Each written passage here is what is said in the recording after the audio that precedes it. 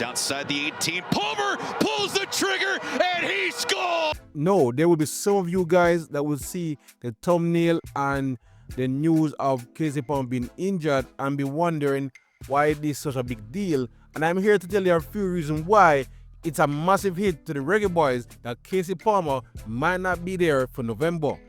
The first one's a bit easy, of course. If you look back on his last game against Bermuda, that was by far one of his best performances in the Jamaica shirt.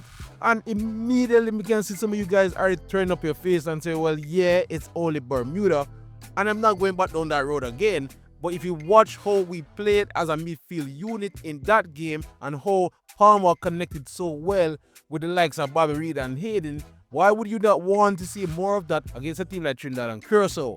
Yes, those will be tougher opponents, and yes, there's a possibility that the midfield will not click as well as it did in those games, but we are a national team that consistently does have midfield issues, so I wanted to see them again to see if they can get their chemistry going in these tougher matches.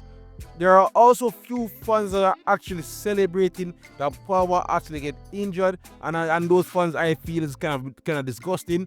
You would never want to wish injury on any player, especially one of your own national team. But they're kind of celebrating because they see this as a big chance for Ravel Morrison to finally get a looking back into the team. We know that Morrison has finally found a club and should be getting some minutes. And even if you believe that Morrison is the better of the two players when it comes to being a playmaker or the simply having the ball at his feet, we also have to look at the both players and how they function when they don't have the ball. Palmer, again in their Bermuda game, actually did a very good job when Jamaica did not have possession. He trapped back well, he was pressing fairly well, and he did some good tackles to retrieve the ball.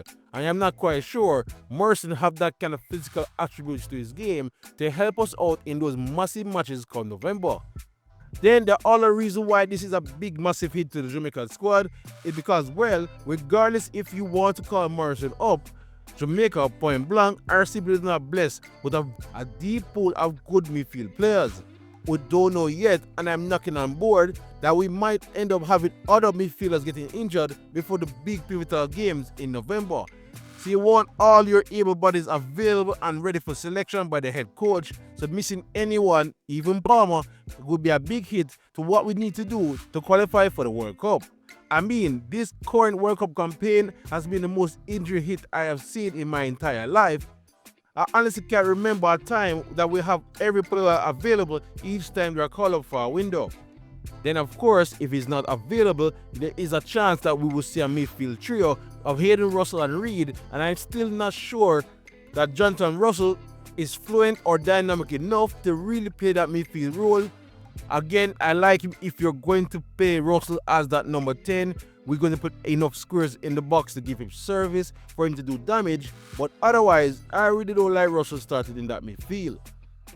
But going back to Palmer, I feel bad for the player himself. According to news reports, he's looking likely that he'll be out for at least, some are saying, like the Jamaica Observer, are saying he'll be out until the new year, listing it as an absence of 10 weeks, which is very rough on the player, who again, I thought was coming off of one of his best games in the Jamaica shirt. But anyway, let me know in the comment section below what you think of this latest injury and its impact of Jamaica's chances on Jamaica's squad, as well as our chances of beating Trinidad and Curacao come November. Are you one of those fans that are happy that Palmer not here, or at least one of those fans that believe that we don't need Palmer in the squad anyway?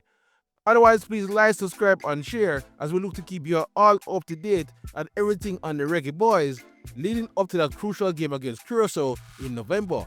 Otherwise, for great Reggae Boyz content, you're already at the right place. Jump like fun. YouTube, big up yourself.